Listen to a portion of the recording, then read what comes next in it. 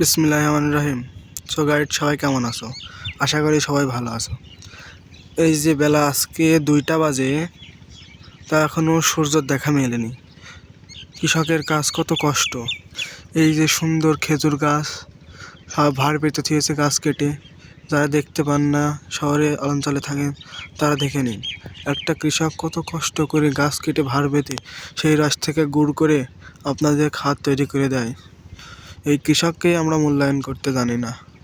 এই যে সবাই দেখতে পাচ্ছে, এটা হচ্ছে একটা পেয়ারার বাগান। এই যে একটা পেয়ারা বাগান, এই যে পিপি মেরে রেখেছে। এই যে পাশে কলা, এই যে ভুট্টার ভই, এই যে ভুট্টার ফুল হয়েছে দেখতে পাচ্ছেন সবাই।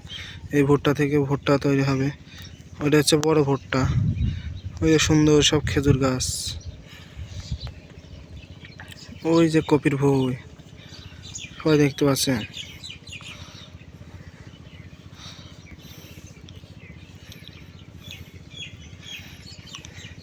এই যে ছোট ছোট ভুট্টার চারা।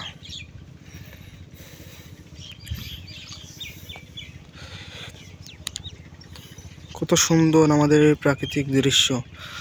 আল্লাহর সৃষ্টি বড় সুন্দর। এই সৃষ্টিকে সৌন্দর্য ধরে রাখার জন্য বাংলাদেশি কৃষক অফুরন্ত পরিশ্রম করে যাচ্ছে। আমাদের এই খাদ্য তৈরি করার জন্য কৃষকের সবচেয়ে বড় ভূমিকা। আল্লাহর তাআলার মাধ্যম হিসেবে এই কৃষকরা কাজ করে। যে আমাদের দেশে 80% মানুষ কৃষিকাজ করে খায়। যে দেশের মানুষ কৃষিকাজ করে খায়, সে দেশের মানুষ কৃষককে সম্মান করতে পারে না, সে দেশ কখনো উন্নত করতে পারে না।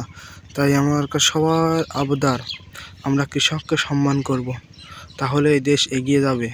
এবং কৃষকের ন্যায্য দাবিগুলো যদি মেনে নেওয়া হয়, বাংলাদেশ অনেক দূরে এগিয়ে যাবে ইনশাআল্লাহ। তাই আমরা সবাই দোয়া করি বাংলাদেশকে যেন হেফাজত করে এবং আমরা সবাই কৃষককে সম্মান করব। কত সুন্দর এই অপূর্ব আমাদের এই প্রাকৃতিক দৃশ্য।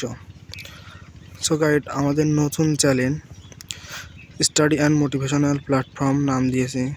আমার ক্যামেরা হয়তো অত ভালো না, আবার আজকে আবহাওয়াটাও খুব খারাপ। বেলা 2টা বেজে গিয়েছে, 2টা বলা ভুল, 2টা 23 বাজে, তো এখনও রোদ বেরোয়নি।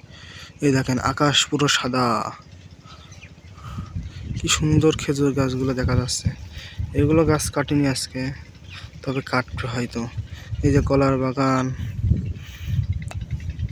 এই যে ভুট্টা মজবে, এই যে মাঝারি, এই যে কলার বাগান সবাই দেখতে পাচ্ছেন। এটা পেয়ারার ভুই, এই যে পেয়ারা পিপি মেরেছে।